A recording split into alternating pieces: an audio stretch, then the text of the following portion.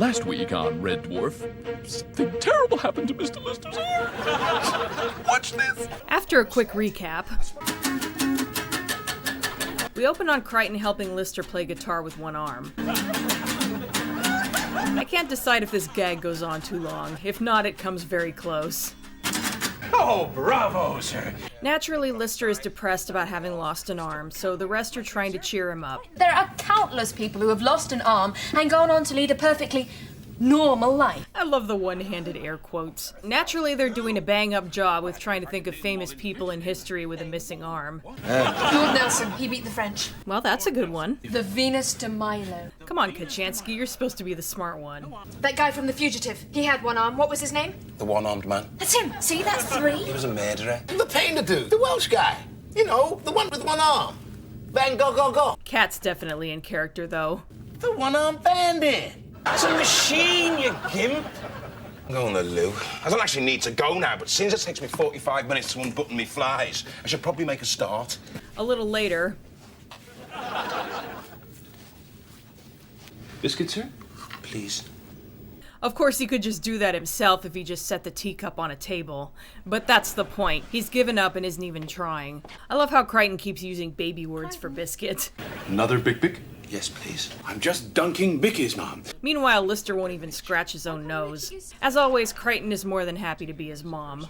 He doesn't need you running around after him like he's some kind of invalid. Meanwhile, Kachansky rightly doesn't approve and thinks Lister should be learning to do things for himself. Back off, Lister. Let him learn to cope on his own. It's the only way. She has to explain the concept of tough love. Does it involve dressing up? It makes sense that he wouldn't know about that. It's basically in his nature to help, which for him usually just means doing whatever is asked of him. In any case, Crichton is going to get started building an artificial arm. Later on, It's a real son of a bitch about your arm, bud. Losing an arm. That is one terrible thing. Cat is being helpful as always. Ooh-wee, that's tough. This is his triggering Lister's claustrophobia and duck soup times 100. You're probably wondering, is it going to affect my life? And I've been thinking about this, and I think the answer is, yes, it is. Of course, Lister just ignores him and keeps telling him to make his move, and Cat just keeps going. Put it there, buddy. Move! Okay, I'm going. I don't think you've been listening to a thing I've said. Aw. Sometime later, Crichton hooks Lister up to his new arm. Now just think. I will pick up the ball. But it's gonna take some practice to master it.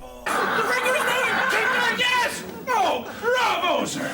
In other words, if I ever want to pick up a ball, I'm going to have to take the morning off. So Crichton turns up the sensitivity so Lister can try again. And pick up the ball. Crichton getting punched in the head is so satisfying in Season 7. And pick up the ball. That's never gonna get old. You see, it's subconscious. You're thinking, hand, pick up the ball. But your subconscious is saying, punch Crichton in the head. Crichton, that's rubbish. Later on, Kachansky brings up the idea of using Crichton's nanobots.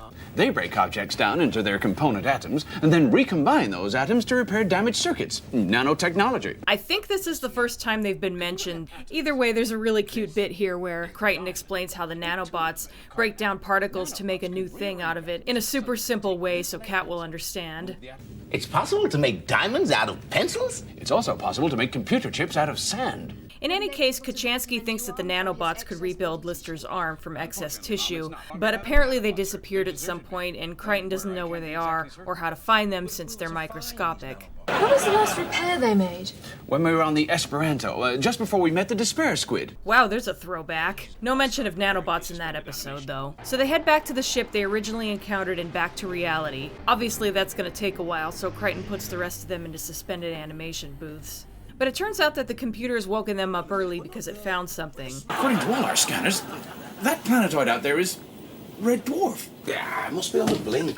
So it turns out that they are near the Esperanto, which is close to where they lost Red Dwarf. So they land on the planetoid and take a buggy because there's a nasty sandstorm. Okay, I'm going to take some readings and grab some soil samples. So they send poor Cat out there. Kachansky is surprised that Lister came along. Can I ask you a question? But now that they're alone, Lister basically asks if missing an arm makes him less attractive. Losing an arm isn't going to make any difference to any woman who cares about you. What about sex? Not here, it's too sandy. I love how unexpected that comeback was. Go Kachansky. How'd you get on? Take a look. Anyway, Kat returns with some readings that tell them that the sand on the planet was made from computer chips. Remember Crichton mentioning something like that earlier? According to the particle analyzer, this planetoid is red dwarf. So they all go out to collect whatever they can find that looks useful.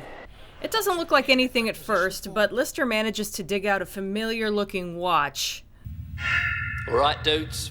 Holy crap, it's boy-type Holly. So what, they fixed your core program and then decided they'd be better off without you?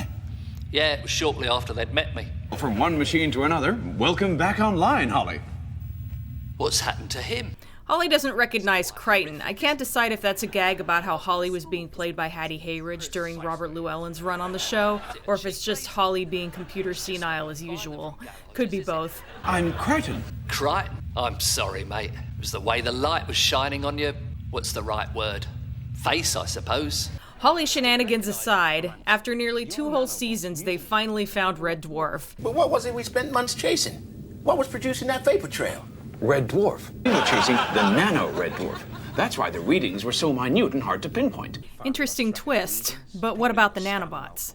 How could they outrun us? Scanners are programmed to scan on the outside. To escape, they just had to stop. Well, it turns out that they might actually be hiding in Starbug. He's back.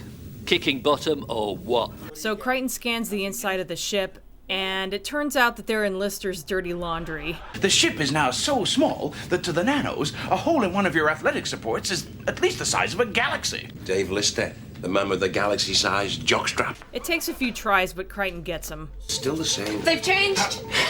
Nail the little blighters. Lister wants to find a way to establish contact, but Crichton has a better idea. Can you hear me, you pesky little critters? Have you any idea what you've done? Deserting your droid, you've broken every reg in the manual. That's telling him, Criters. Anyway, he demands that they rebuild Red Dwarf and Lister's arm. If you don't, you'll get more of this. Where are they? Here, on the tip of my finger, sir. Millions and millions of them. All I have to do now is insert them into your body.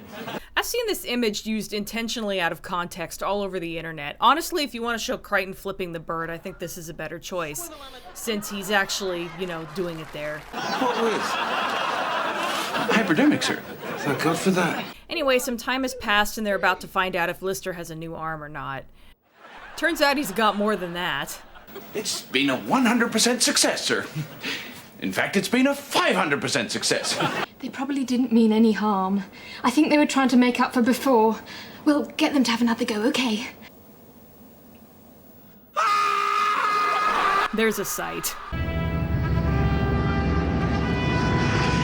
And now Red Dwarf has been rebuilt Seems even bigger than I remember. in a similar way. Guys! And so ends Nanarchy. I liked this episode a lot. I thought the drama with Lister dealing with losing his arm was handled well. In typical Red Dwarf fashion, it's partly played for laughs, but there's kind of a sad undercurrent. Along with everyone trying to make him feel better about it and doing such a bad job.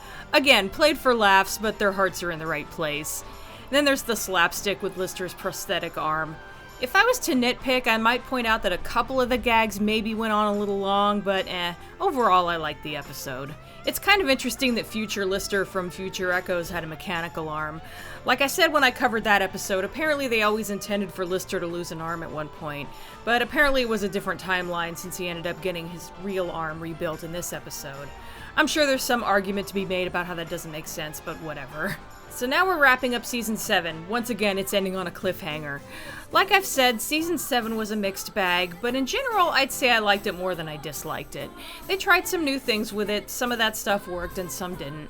I'll be getting to Season 8 soon, but next will be a special that came out sometime during Season 7 called Can't Smeg, Won't Smeg, which was a cooking show. It'll make sense when I get to it. See you then.